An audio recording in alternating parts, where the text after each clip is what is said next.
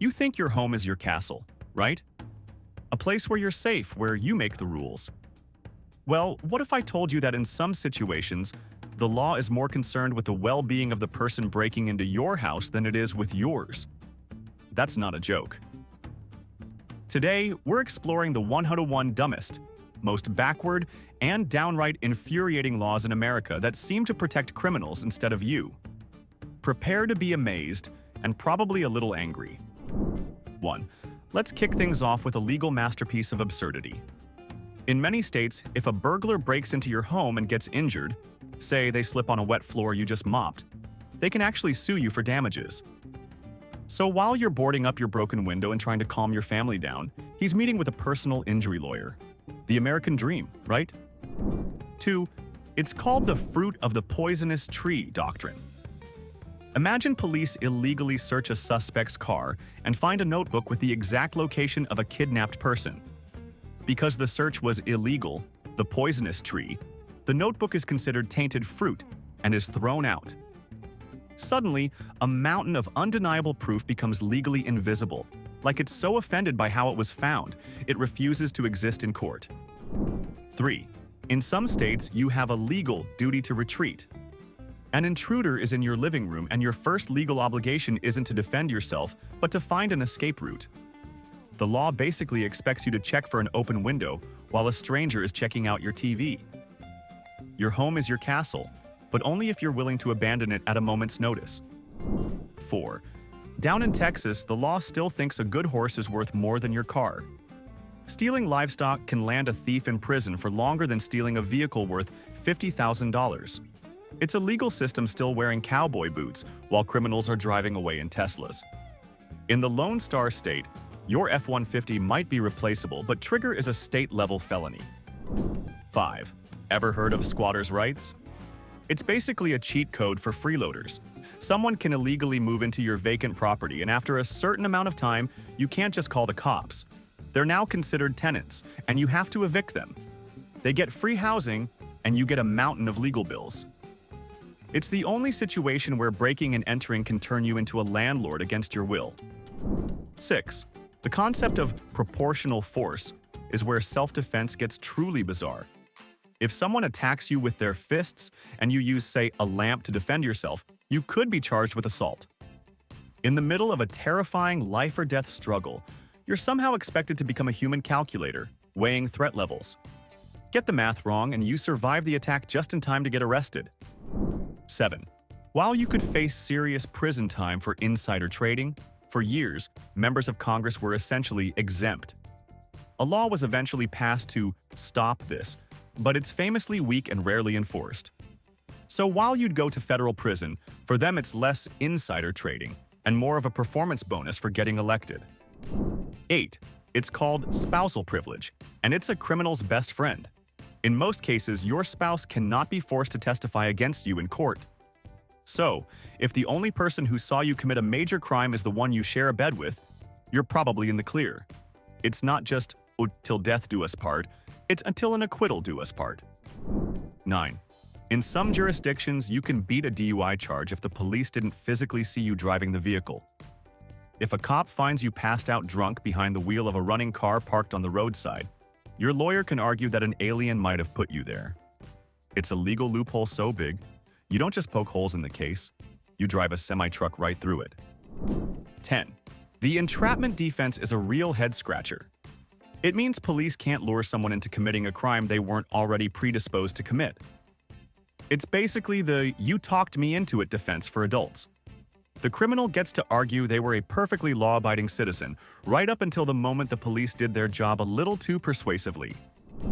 11. Welcome to the bizarre world of civil asset forfeiture. This is a legal power that allows police to seize your cash, your car, or even your house if they suspect it's connected to criminal activity. Here's the kicker. They don't have to convict you, or even charge you with a crime. In this system, your property is guilty until proven innocent, and you have to fight a legal battle against the government to get your own stuff back. 12. If you want to get away with a crime, sometimes all you need is a good calendar and a little patience. It's called the statute of limitations.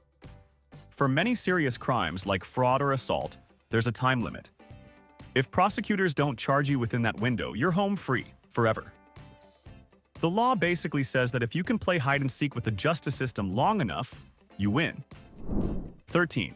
Most criminal cases in America don't even go to trial. They're settled with a plea bargain, which is the justice system's version of a discount superstore. A prosecutor with a weak case or a heavy workload might offer a murderer a deal to plead guilty to manslaughter. It's a bargain where justice gets marked down for a quick sale, and a dangerous criminal gets a lighter sentence than they deserve. 14. In most states, juvenile criminal records are sealed once the person turns 18. So, someone can be a violent menace at 17, committing assaults, robberies, you name it, and on their 18th birthday, the law gives them a magical eraser. Their criminal history vanishes, turning into a clean slate that's perfect for that new job application or apartment background check. 15. Ever heard of the affluenza defense? A wealthy Texas teenager caused a fatal drunk driving crash, and his defense argued he was too rich and spoiled to understand the consequences of his actions. And it worked. He got probation. This is a real legal strategy that proves if you have enough money, even your criminal behavior can be blamed on your privileged upbringing. 16. Diplomatic immunity is basically a get-out-of-jail-free card for the globally connected. If a foreign diplomat commits a crime, from racking up thousands in parking tickets to assault, they often can't be prosecuted. They're shielded by international treaty. It's a law that creates a special class of people who can break our rules on our soil and then just fly home. 17. Here's a law that punishes heroes. In many places, if you try to help someone in an emergency, say by performing CPR, and you accidentally injure them, like breaking a rib, they can sue you. These are called Good Samaritan laws, but they're often so weak they create a situation where the smartest thing to do is nothing at all. Helping a stranger could literally cost you your life savings. 18. A criminal can walk free because of a typo. It's part of the exclusionary rule. If a police officer gets a search warrant but writes the wrong address or misdates the document, any evidence found during that search can be thrown out. A mountain of proof, a signed confession, a weapon, all gone. It's a system where a simple clerical error can be more powerful than catching a criminal red-handed. 19. The American bail system basically says that freedom is a luxury item. A millionaire accused of massive financial fraud can post $1 million bond and be home for dinner. Meanwhile, a poor person accused of shoplifting might sit in jail for months because they can't afford a few $100s. It's a system where the size of your wallet, not the severity of your alleged crime, determines if you wait for your trial at home or in a cage. 20. Sovereign immunity is the legal way the government protects itself from you. If a city bus driver runs a red light and plows into your car, suing the city is an uphill nightmare. The government has special protections that make it incredibly difficult to hold it accountable for its own negligence. They write the rules, then give themselves a special pass to get out of trouble. 21. The insanity plea is one of the most misunderstood defenses.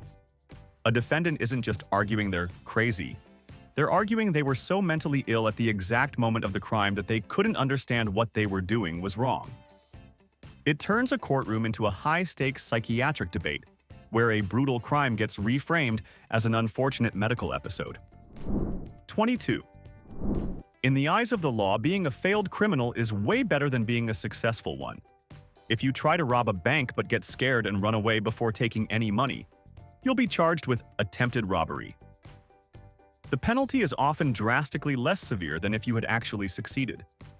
The law essentially gives criminals a massive discount for poor performance. 23. Double jeopardy means you can't be tried for the same crime twice, but this protection can backfire. If prosecutors lose a case, maybe because of a key witness disappearing, and then years later that witness reappears with new, damning evidence, it doesn't matter. The person has already been acquitted. They get one shot, and if they blow it, the criminal gets a lifetime pass. 24. It's called the voluntary intoxication defense.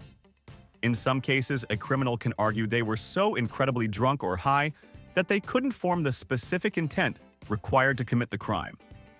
While it won't get you off for murder, it can be used to argue for a lesser charge.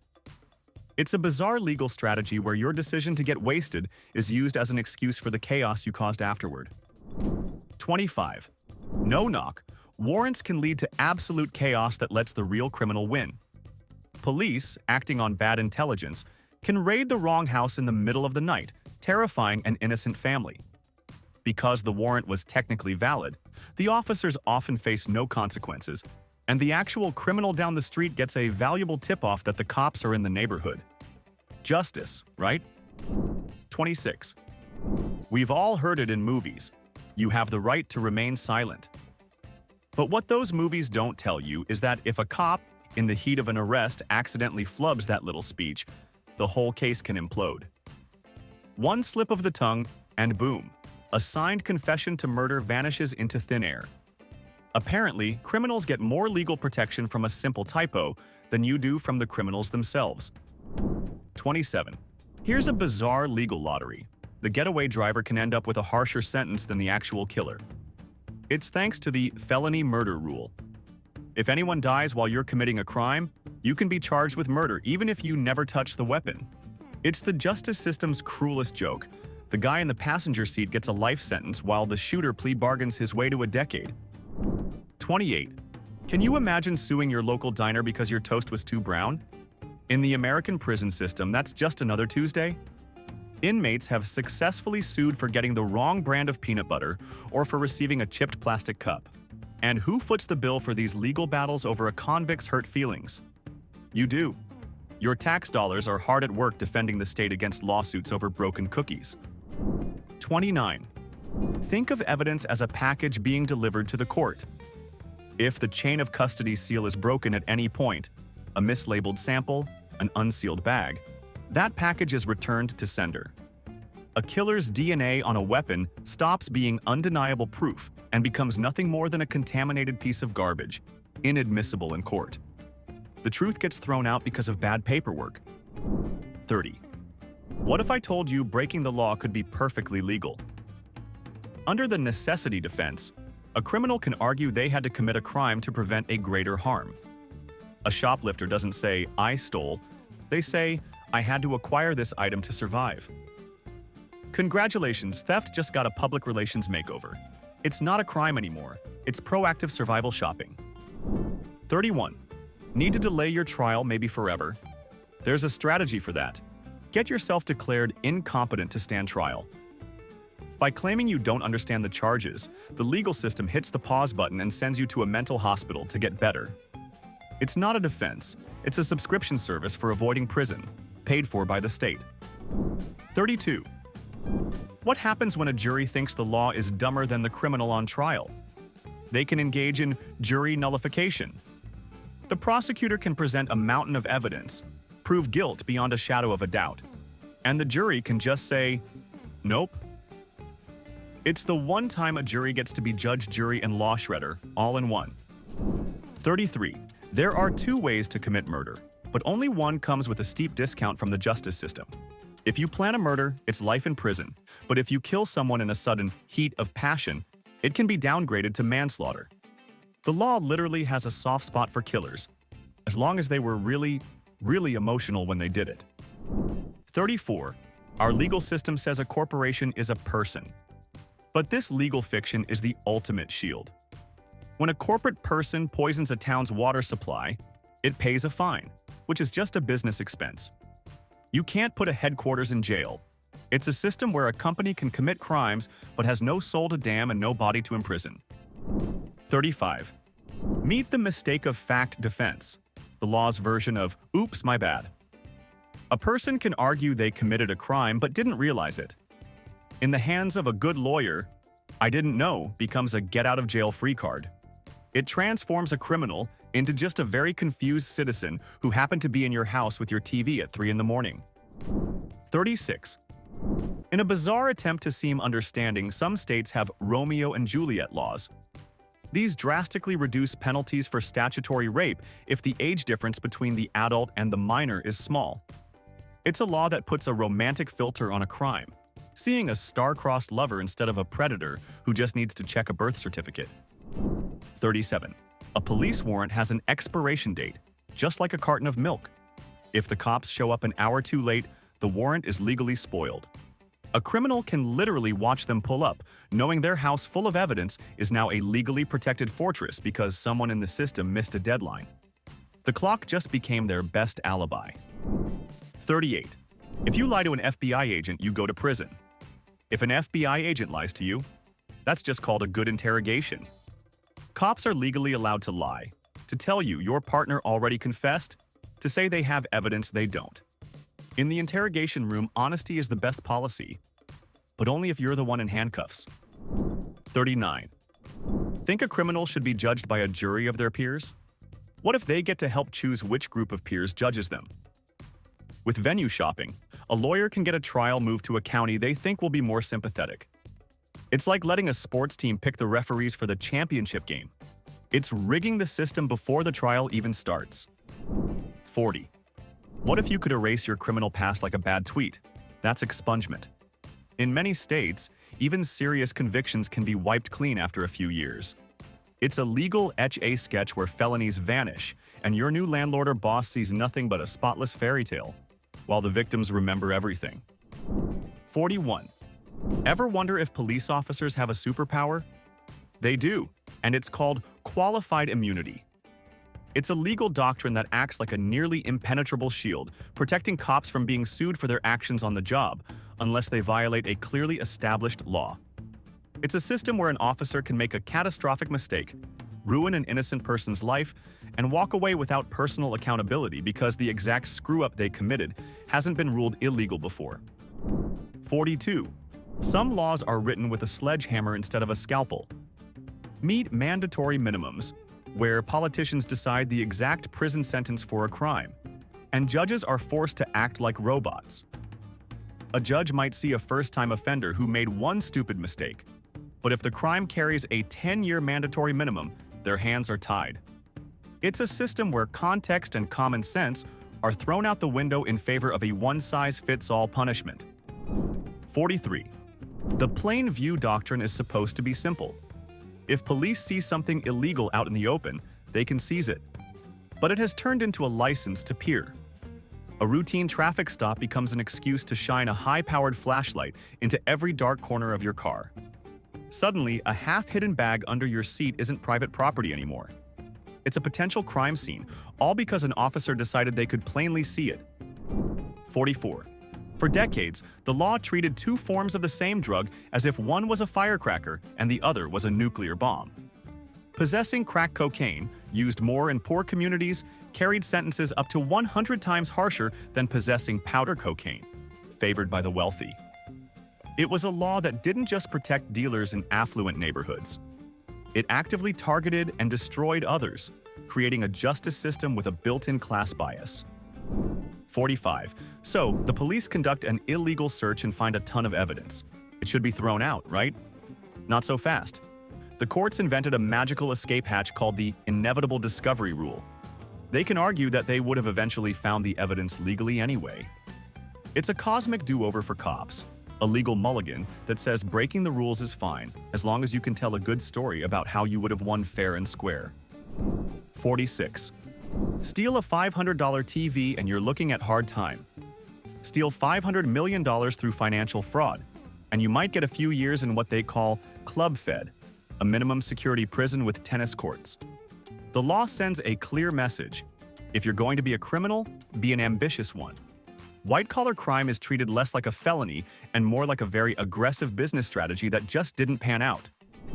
47. In a courtroom, one word can strangle the truth. Hearsay. If a statement doesn't fit a narrow list of exceptions, it's out, even if it sounds devastating. Your friend heard a confession at a bar? Tossed. A neighbor's recount of threats? Gone. Unless it's one of the blessed exceptions, the jury never hears it, and the silence does the talking. 48. The Constitution guarantees you a right to an attorney. It does not, however, guarantee that attorney will have slept in the last 48 hours. Public defenders are so ridiculously overworked, sometimes juggling hundreds of cases at once, that they often have mere minutes to prepare for a client's case. It creates a system where being guilty with an expensive lawyer is often a much better bet than being innocent with a free one. 49. Can a sugary snack make you a killer? That's the legend of the Twinkie defense. A politician on trial for murder argued his capacity for reason was diminished by a diet of junk food.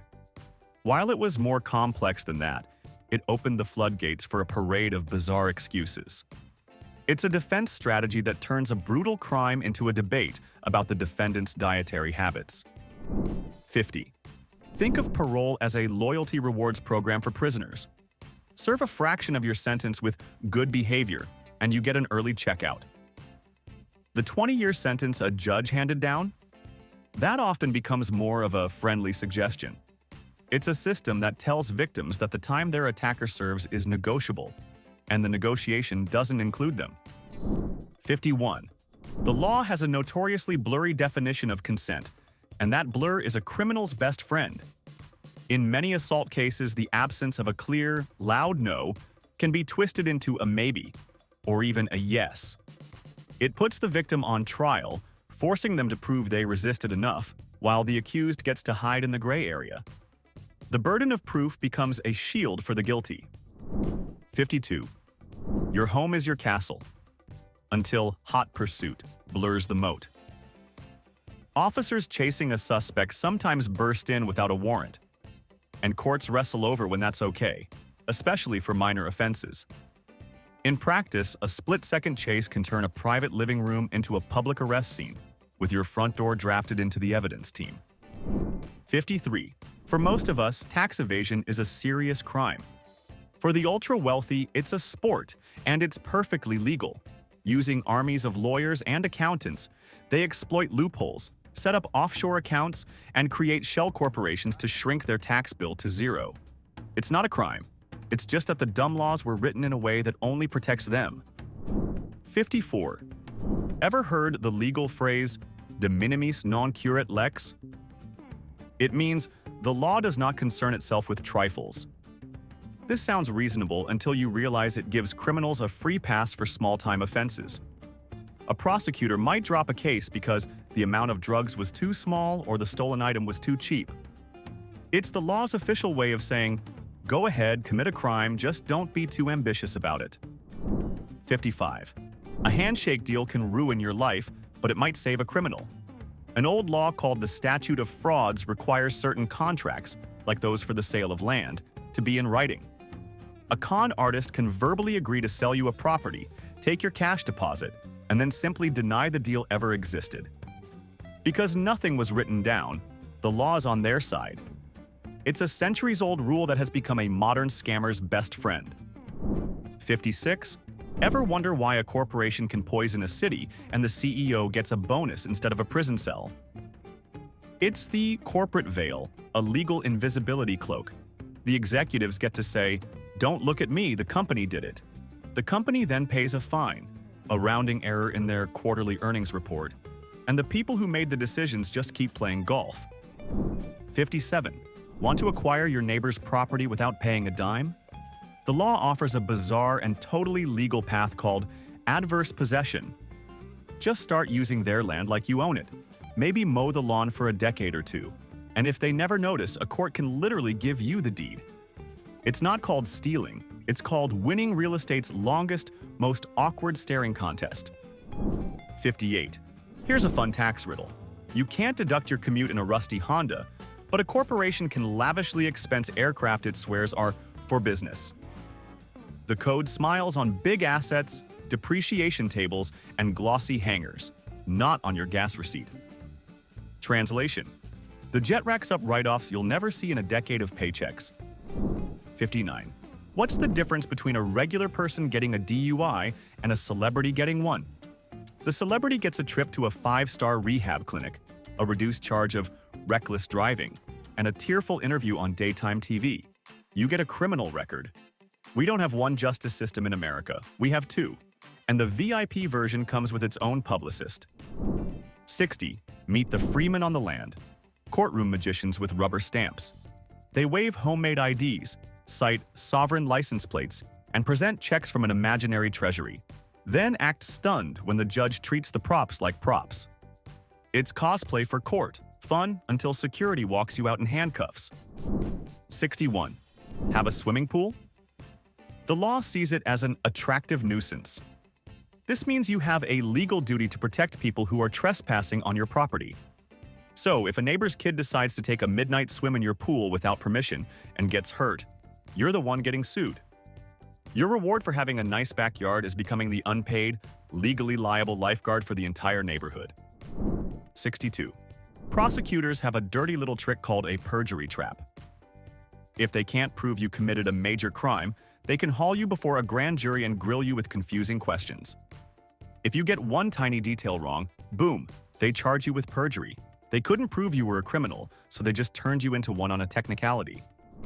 63. When is a deal legally binding? The exact second you drop the signed contract into a mailbox. It's the mailbox rule. Even if the other party hasn't seen it, even if you try to sprint after the mail truck to get it back, it's too late. Your legal fate is sealed while your letter is sitting in a dusty bin somewhere. It's a law from the 1800s that's still making business deals an accidental game of roulette. 64. The only witness to a murder is a parrot that can perfectly mimic the killer's confession. Case closed, right? Wrong. In court, an animal can't be sworn in, so its testimony is worthless. The killer walks free while the bird's evidence is dismissed as just background noise. I guess in this case, justice really did go to the birds. 65. You have freedom of speech, right up until an insult bruises the wrong ego. The fighting words doctrine lets police decide what's too provocative. Call an officer a name, and suddenly you're not exercising rights. You're inciting violence. It's less about public safety and more about handing out arrest records for bad vibes. 67. America is haunted by zombie laws. Dusty, hyper-specific rules no one enforces. Until someone does. Whether it's a century-old food quirk or a municipal etiquette commandment, the tech still exists. All it takes is one bored official, and suddenly your harmless tradition comes with a booking photo and a fine. 68. Think silence protects you? Only if you say so out loud. Stay quiet before you're formally in custody, and a prosecutor can argue an innocent person would speak. Unless you clearly invoke your right to remain silent, silence isn't golden. It's incriminating. Welcome to the legal catch-22. 69. Let's talk about statutory damages. If you illegally download a single song, a record label can sue you for up to $150,000. Not for the 99 cents they lost, but for a number a politician pulled out of thin air. It's a law where the punishment is so disconnected from the crime, it's like getting a life sentence for jaywalking. 70. In our legal system, proving your innocence often means helping the people trying to convict you. If you have an alibi, you are required to hand over your witness list and location to the prosecution ahead of time. It's less a fair trial and more a rigged poker game where the house always gets to see your cards before you play them. 71. How can you be legally guilty and innocent at the exact same time? Welcome to the madness of the Alford plea.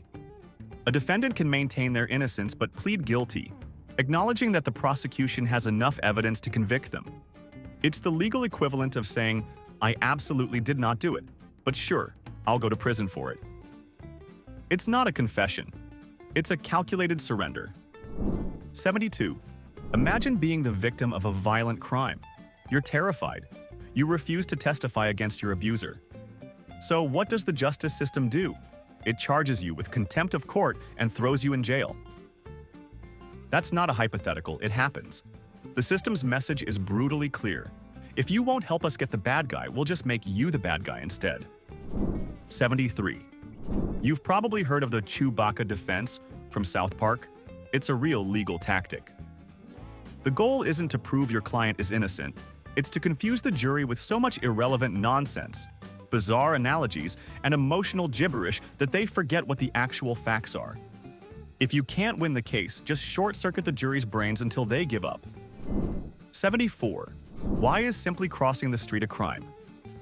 Jaywalking wasn't a thing until the 1920s, when car companies got tired of being blamed for running people over. They launched a massive PR campaign to shame pedestrians, inventing the term jaywalking to make it sound like a foolish, hick thing to do. It was a brilliant move that successfully rebranded victims of traffic accidents as criminals. 75. Committing a crime in America is like spinning a roulette wheel. In one county, a judge might give you probation for drug possession. In the county next door, a different judge could give you 10 years in prison for the exact same offense. They call it judicial discretion. But for the person on trial, it means your entire future isn't decided by justice. It's decided by geography. 76. We all know defend your castle. But stand your ground took that slogan to the parking lot. These laws erase the duty to walk away, turning tempers into triggers. A shouting match over a lane change doesn't end with middle fingers. It ends with a corpse in a courtroom nodding. Yep, legal. 77. Need a scientific opinion that conveniently supports your case? Just hire one. The world of expert witnesses is filled with professionals for hire who will testify to almost anything for the right price. They can muddy the waters on everything from DNA evidence to psychological states. In an American courtroom, sometimes the most convincing evidence is the one you bought and paid for. 78. Here's a law that punishes you for having bad timing. It's called a statute of repose. A company can sell a dangerously defective product, but after a set number of years, you can no longer sue them. So if that faulty water heater in your basement explodes and destroys your home one day after the deadline expires, that's just your tough luck. The criminal negligence is protected by the calendar. 79. Some laws are so vague they're basically blank checks. Loitering, disorderly conduct, legal mad libs where the cop fills in the crime. Standing still too long, eating snacks too loudly. Congratulations, you're disorderly. It's not law enforcement. It's vibe enforcement with handcuffs. 80. For years, our legal system tolerated one of the most disgusting defenses imaginable: the gay and trans panic defense. An attacker could claim they were so shocked and horrified to learn their victim was gay or transgender that they entered a state of temporary insanity and killed them. It was a legal strategy that literally used bigotry as an excuse for murder. 81.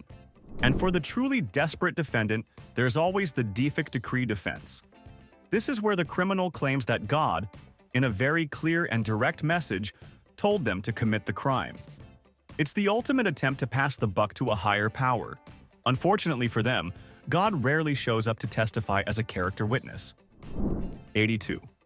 A child's testimony is one of the easiest things to shred in court.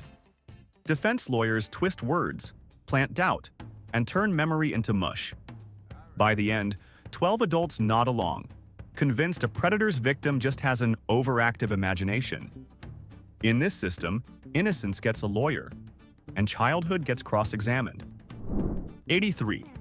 A corporation knowingly sells a product that harms thousands of people. They get caught. But instead of a trial, they offer victims a sealed settlement. The victims get a check, but they have to sign a legally binding gag order, promising to never speak about what happened. It's not justice. It's hush money that protects the guilty and allows them to do it all over again. 84. In too many assault cases, the law puts the victim on trial. The defense gets to ask, why did you go there? What were you wearing? Did you fight back hard enough? It creates a perverse standard where the victim has to prove they behaved perfectly in the worst moment of their life. If they didn't, the criminal gets to argue it wasn't a crime. It was just a misunderstanding. 85. A man saved up $50,000 in cash to buy his dream restaurant. Driving across the country, he gets pulled over for a minor traffic violation. The cops find the cash, declare it suspicious, and seize it under civil asset forfeiture. He's never charged with a crime, but the government keeps his money. He wasn't a criminal, but in the eyes of the law, his life savings were guilty as hell. 86. Sometimes the biggest punishment isn't the crime, it's the cost of proving your innocence. In America, justice is a pay-to-play game. A wealthy corporation can bury you in legal fees with a frivolous lawsuit, knowing you'll go bankrupt long before you ever see the inside of a courtroom. You can be 100% innocent and still lose your house, your savings, and your sanity just trying to afford the truth. 87. What happens when a billionaire hates criticism? He files a SLAP lawsuit, strategic lawsuit against public participation. It's not about winning. It's about draining your wallet until silence feels cheaper than speech. Free speech isn't free. It's leased, and the rent is set by the rich. 88. Here's a quick look at our legal priorities. In many states, stealing someone's beloved family dog is treated as a misdemeanor, the equivalent of swiping a bicycle. But if a corporation lies on its financial statements and steals millions from investors, that's often settled with a fine. Our system values property over people, and sometimes it doesn't even value living property all that much. 89. Let's talk about the Supreme Court. You get a restraining order against a violent ex-spouse. He violates it and kidnaps your children. You call the police repeatedly, begging for help. They do nothing, and the worst happens. A real case went to the Supreme Court, which ruled that the police have no constitutional duty to protect you from harm. That piece of paper isn't a shield, it's just a suggestion, and the police are legally free to ignore it. 90. In the eyes of the law, sometimes it's better to be a cooperating criminal than an innocent victim. Thanks to the Witness Protection Program, a mob hitman can testify against his boss, get a new identity, a new house, and a new life, all on the taxpayer's dime. Meanwhile, the families of his victims are left with nothing but grief and the bill for his fresh start. 91. Ever heard of a John Doe warrant? This is when police have DNA evidence from a crime scene, but they don't know who it belongs to. To get around the statute of limitations, they can issue a warrant for the arrest of the DNA profile itself. It's a legal Hail Mary that allows them to prosecute someone decades later, turning a genetic code into a wanted fugitive. 92. A prosecutor's job is to seek justice, right? Not always. Under prosecutorial discretion, they can choose not to file charges against someone, even with overwhelming evidence. A politically connected person, a local celebrity, a fellow officer, cases can simply vanish. The most powerful person in the courtroom isn't the judge. It's the prosecutor who decides if there's even going to be a trial. 93. Here's how you can be punished for a crime you didn't even know existed. It's the doctrine of strict liability. For certain offenses, it doesn't matter if you intended to break the law. If you're a bartender who serves a drink to someone with a flawless fake ID who then causes an accident, you can be held criminally liable. No intent, no knowledge, just a ruined life because you couldn't spot a forgery. 94. Police raid the wrong house, smash the door, terrify a family. Who pays? Under the good faith rule, nobody.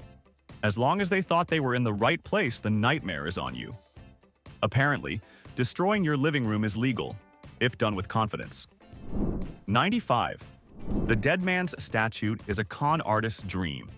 In some states, this rule prevents you from testifying about any conversation you had with a person who is now deceased. So, a scammer can convince an elderly person to sign over their entire estate, and once that person passes away, the victim's family can't say a word about the promises the scammer made.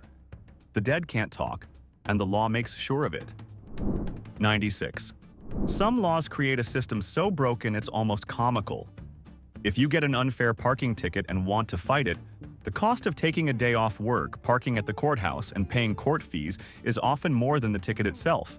The system is designed to make it financially smarter to plead guilty to something you didn't do. It's not justice. It's an extortion racket with better architecture. 97.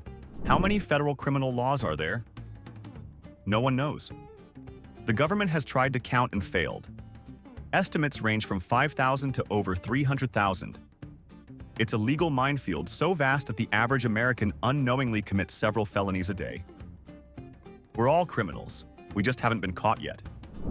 98. What happens if a judge is just plain wrong? Usually, you appeal. But under the doctrine of judicial immunity, you can almost never sue a judge for their decisions, no matter how corrupt, biased, or catastrophically stupid they are. They are a protected class, immune to the consequences of the power they wield over everyone else. 99. Convicted on science later exposed as junk, like bite mark forensics. You'd think freedom follows. Instead, the system doubles down, forcing endless appeals to undo its mistake. Better to keep an innocent man locked up than admit the experts were frauds. Justice isn't blind, it's stubborn. 100. It's called a no contest plea. It's not an admission of guilt, but you accept the conviction anyway. Why would anyone do this? To avoid the cost and risk of a trial, and crucially, to prevent the plea from being used against them in a civil lawsuit. It's a legal magic trick for criminals to avoid prison and protect their assets from their victims. 101. And finally, the ultimate proof that justice is not blind. It's a presidential or gubernatorial pardon. With a single signature, a powerful executive can erase a crime completely. No matter how heinous the act, how much evidence there was, or how many lives were ruined, a pardon can make it all legally disappear. It's the final, absurd loophole that proves the law is whatever the most powerful person in the room says it is. So there you have it. 101 reasons to believe our legal system is less a pillar of justice and more a labyrinth of baffling, infuriating, and sometimes hilarious contradictions. It's a world where burglars can sue you, where silence can be used against you, and where having a good lawyer is often better than being innocent. After wading through this legal madness, I have to ask, who do you think this system is really designed to protect? And what's the single dumbest, most infuriating law you've ever heard of? Drop your answers in the comments below. If this video made your blood boil, show your support by hitting that like button and subscribe so you don't miss our next descent into absurdity.